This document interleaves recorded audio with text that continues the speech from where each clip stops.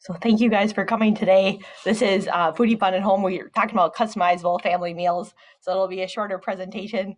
Um, we'll try to keep it concise and also fun and interesting. So here we go. So my name is Andrea Nicolai, and I work with the University of Florida in the Extension. And so I teach in Polk County Family and Consumer Sciences, and I'm a registered dietitian. Also, we have a new slide for those of you who have been to presentations. Sometimes I'm going to try to include this more, but just it's very important for us for equal opportunity. And if you believe you've been subjected to any discrimination, here's how you can fill out a form. Okay.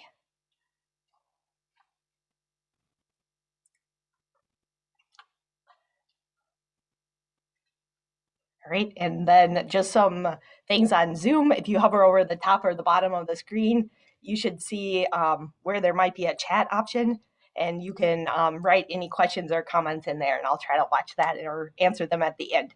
Thank you. And then I have a short evaluation, short like the presentation, and it'll be sent to you, follow the webinar, and I really do read and appreciate the feedback. So thank you very much. Okay, so what we're gonna do today, the goals are to inspire you, to help give you some healthy ideas you can do with your family, no stress, and have fun enjoying meals together. Just kind of remind you there are things that we all love and that are easy. So you might be able to figure out that, maybe you could customize a meal by, one person does not have sauce and the other one can't, or other one does. And so I'm going to try to be going beyond that and also give you a bunch of ideas all together just to help you. And also I'm biased towards eating at home. And so I'm trying to get you to do that because eating at home, home cooked meals more frequently was associated with greater fruit and vegetable intakes and higher plasma vitamin C. So they looked at a study with over 11,000 people, and they found really that those who are eating at home, even like the number of times, like if they ate at home 5 times or 3 times, they were more likely to eat more fruit and more vegetables. So than if they were eating out. So I'm going to just talk about what and how to choose, what to choose, and then some ideas and tips. So what is a customizable family meal? So it's a meal you can all eat and enjoy with your family. Everybody loves it. You build it your own, you make it your way, and you can have fun. So keeping it a shared experience. And there's a reason Burger King have it your way that became a really important slogan. It's for them because it was, people really like to make things their own and they have own individual tastes and preferences, and this is a good way to have a bunch of options for people. And also it can introduce kids and adults to a variety of vegetables which sometimes might not be on the table. Maybe the cook doesn't prepare sauerkraut or raw tomatoes because the rest of the family doesn't like them, but maybe if you have a customizable meal, they would put them on there for themselves, and other people are more likely then to eat them if they're available. And so what a customizable family meal. So it's a bonus tip. If you can get all involved, if the kids more familiar with it, they're more likely to eat it. So it's very important if you can get those kids involved with making that meals, they're more likely to eat it. So if they can touch it, smell it, put their hands on it, there's a natural curiosity that makes people more likely to try things than once they become a little bit familiar. So getting all involved, some ideas could be choosing vegetable toppings, washing and tearing lettuce, and this works for spouses also, mixing ingredients, painting the oil on vegetables to be roasted, and then shaping patties or nuggets. Kids really love that. They can also dip or coat the chicken, scoop out avocados, crack eggs, gather ingredients even, and then help make the salads. And then just some of the benefits of family meals would be allowing parents to be the role models to promote healthy eating. Like just if you smile while you're eating vegetables, kids are more likely to eat them. So it's kind of fun how we can influence them. Children of families who eat together regularly, they eat more fruits and vegetables, and this is if they eat out or at home. So family meals are important and more likely to be at a healthy weight too. And less likely to have behavioral problems and use drugs, cigarettes, or alcohol when they're older. And they're also closer to the parents if they have family meals. So what to choose, just really important. So when you're having this family meal or when you're having just a meal, try to choose options from the food groups. So if you're kind of question which food group it falls in, you're like Oreos, protein, no.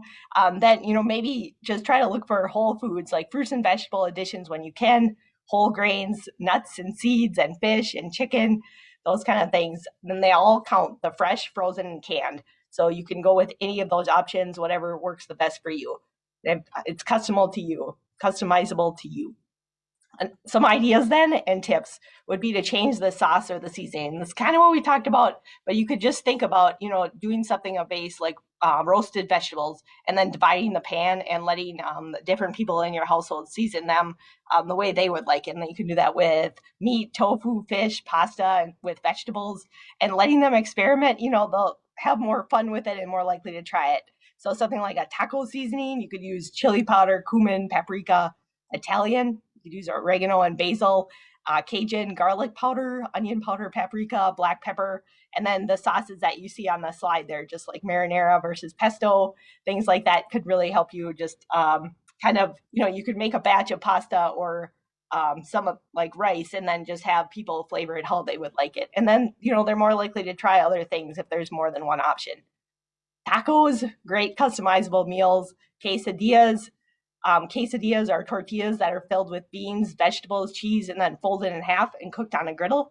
And then taquitos, which are rolled tacos. They have meat or beans, cheese, and you can bake them versus the traditional frying. They would be great ideas. Pizza.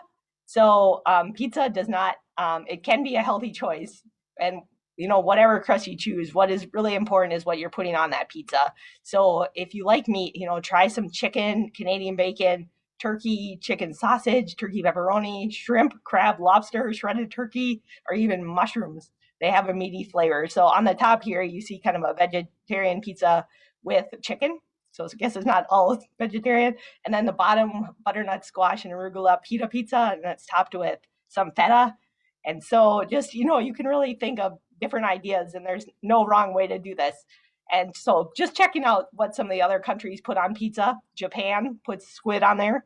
Australia, barbecue sauce is often used in place of tomato sauce, and then there's bacon and eggs on it.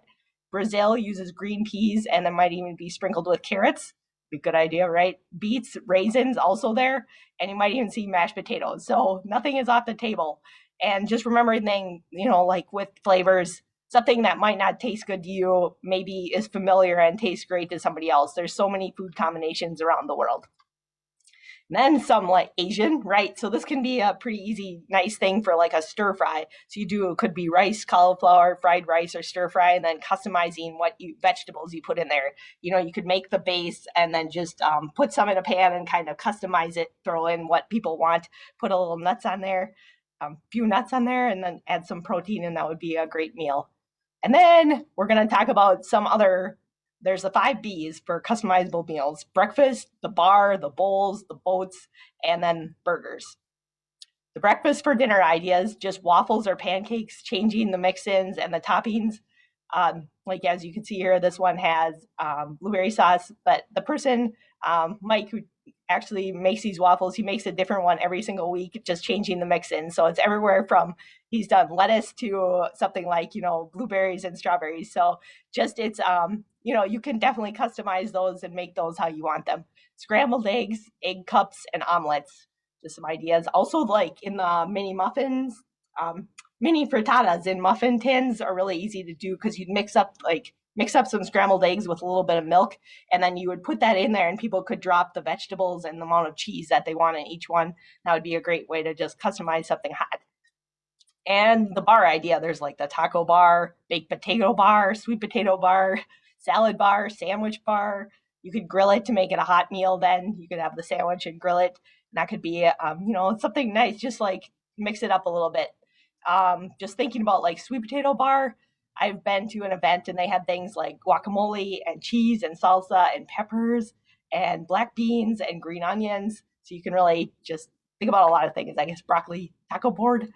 And then there's the bowl idea. So things like burrito bowl, smoothie bowl, poke bowl. So poke bowl, that would be like sushi deconstructed, basically. It's with rice. And sometimes you can put lettuce on the bottom, and then it'll have the fish, and kind of you can put on wasabi and ginger and the other seasonings that go in sushi.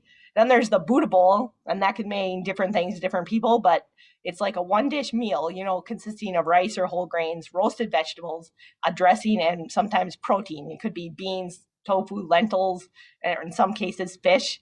Then you might have heard of acai bowls. I have some quick fun facts on acai. Did you guys know that you can't get it fresh because it actually has high fat content in acai berries, so they can become rancid within one day, and so it's really hard to get it fresh. And it's not grown here. Trying to grow it in Hawaii, um, but it's kind of like a grape-like fruit, and it actually has the similar fat profile as olive oil. So it's kind of it's really cool, and it doesn't have sugar like other fruits. So if you get an acai bowl, is what I'm trying to say, is that you have to watch sometimes because they might sweeten it a lot, and you could end up with more sugar than you wanted. So you don't want to try to sweeten that naturally with other fruits. So let's see here. And then the boat ideas. So there's the zucchini boat, pepper, it's kind of a pepper boat, and other things, the burger idea. So salmon burgers, right? Tuna burgers. There's the bean burgers, meat burgers, nuggets, mini meatloaves. Then you could change the vegetables and the seasoning. You can make them like, because you're doing individual ones anyway. And so people could add the seasonings that are great for them. Another idea too would be like the mushroom almond burgers. There's a website called medinsteadofmeds.com, and it has a bunch of really good burger ideas that would be good for your heart also. Another idea would be just sometimes you think about, okay, so I'm going to either have a bean burger or a meat burger. There's like one or the other. But sometimes somebody suggested to me, and I never really had thought about it, is just, you could do half and half. So you could do half beans, half meat, if you weren't all in for the vegetarian thing. And what I'm holding there on the left is it's actually a black bean burger with peanut butter and jelly that's served at a restaurant. So I was having a lot of fun. I think that's probably one of the best burgers I've had. So don't let anything stop you, right? Okay, so then ideas to like wraps and summer rolls.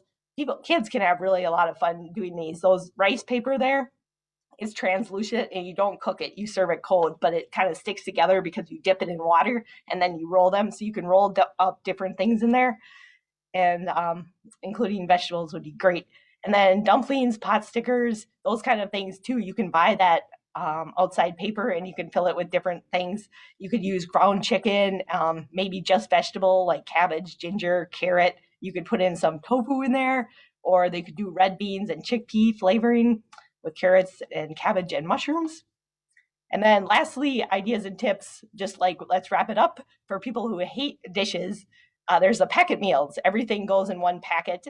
So you might have seen these, like Boy Scouts or Girl Scouts sometimes do them, or 4-H. You use parchment paper when you're cooking on the grill. It's something particularly moist and juicy.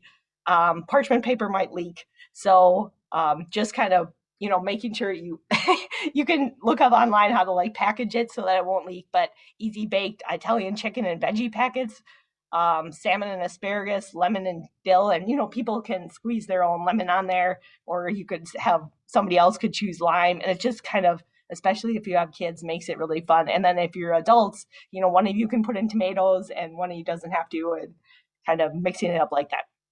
So that's what I have for you today. And kind of a quick thing, but I also have a diabetes class. If you're at all interested in learning about diabetes or know someone who has it, I'd love if you come to that. And that's next week at 11. And then I'm just going to say I have the short evaluation. And then does anybody have any questions? And thank you guys for your time. Raisins on pizza, yep. So, all right. Don't see any questions. I hope you guys have a good rest of your week. Thank you so much.